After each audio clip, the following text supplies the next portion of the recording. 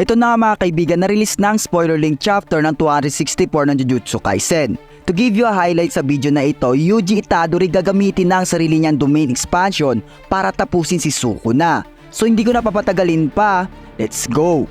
For the first panel nga na spoiler link na ito, sinabi ng narrator na si Yuji Itadori nga daw ay sinuntok ang lupa na kinatatayuan ng King of Courses. Bali nga yung binabalak ni Yuji dito ay para hindi agarang makatakas si Sukuna sa paparating na atake ni Hanain Angel na Jacob's Ladder. At ayun na nga, naging successful yung pagtama ni Hanain Angel ng Jacob's Ladder sa King of Courses. But suddenly ay parang hindi naapektuhan si Sukuna dito at nagawa pang tumakbo papaitaas gamit ang malaking tipak na bato habang tinatangke ang powerful attack na Jacob's Ladder. Winika nga ni Sukuna na may pagkakaiba nga daw ang Jacob's Ladder ni Angel kay Yuta Okutsu. Dahil kay Yuta nga daw ay may specific short target at sure hit effect na siya lang ang pwedeng tamaan. Unlike nga daw kay Hanain Angel na lahat ay pwedeng maapektuhan ng Jacob's Ladder niya. Kaya't yung naging best way nga daw ni Sukuna para mapuntahan si Angel ay tangke ng liwanag na nanggagaling sa atake ni Angel kasi for sure na hindi nga daw lalapit sila Aoi Todo at Yuji dito. Napansin nga ni Angel na papalapit na si Sukuna kaya't nagbigay siya ng babala kay Hana na umalis na agad.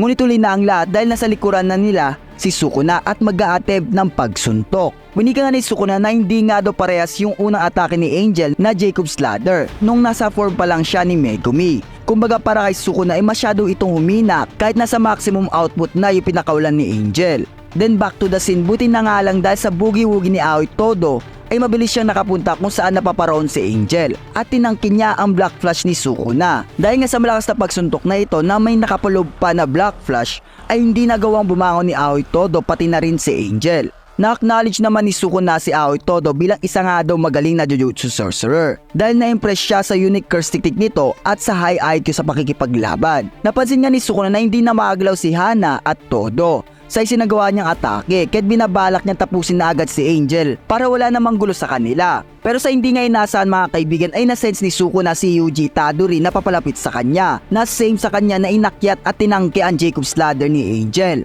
Na-surprise nga si Sukuna dito at doon nga ay nagawa ni Yuji magla ng solid na pagsuntok at hinawakan ng dalawang paa ni Sukuna para ibalibag sa malaking gusali. Hindi nga nag-aksaya na pagkakataon ng ating bida nung nakita niya na nakatayo agad si Sukuna ay ginamit niya ang kanyang shrine na curse technique sa lupa para ma-interrupt ang balanse ng King of Courses. Pero nagawa ni Sukuna gamitin ang kanyang isang kamay at mag-blow ng isang suntok na nagpatilapon kay Yuji Itadori dahil sinabi ng narrator na si Sukuna nga daw ay na-regain muli ang reverse curse technique. Kaya't kung inyo mapapansin sa panel na ito ay nag-regenerate muli ang kanyang nawalang kamay dahil nga daw ito sa pag-release ni Sukuna ng dalawang Black Flash. Kaya't nagagamit niya na muli ang kanyang RCT. Sa pagkakatilapon nga ni Yuji ay muli na naman niyang inactivate ang kanyang shrine ngunit mabilis namang nakapunta si Sukuna sa kanya at hinawakan siya din sinuntok. Yung kinakabala nga lang daw ni Sukuna ngayon ay yung dismantle ni Yuji na kaya mag-damage ng soul. Magiging fatal nga daw ito pag na-receive niya, kaya't need niya lang daw iwasan ito. May kita nga natin sa panel na ito ay naggawa pa rin ni Yuji Itadori lumaban kahit ilang beses na siyang tinatamaan ng suntok ng King of Courses. Then nagkaroon nga ng unting flashback between Gojo and Yuji. Bali ito yung scene kung saan naglaban si Gojo at Jogo. Dito nga inindicate ni Gojo kay Yuji na ang paggamit nga daw ng domain expansion ay nagre-require ng maraming curse energy.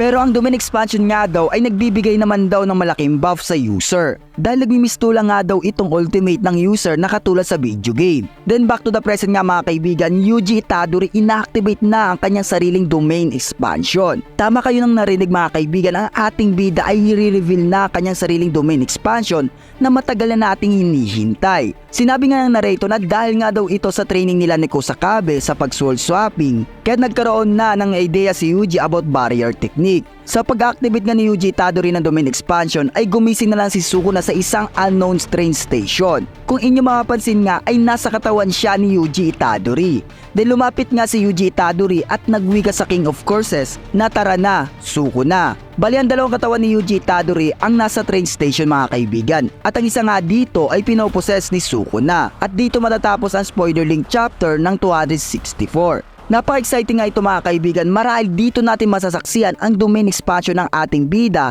na si Yuji Itadori. Then napaka-questionable kung bakit isang train station yung pinakita.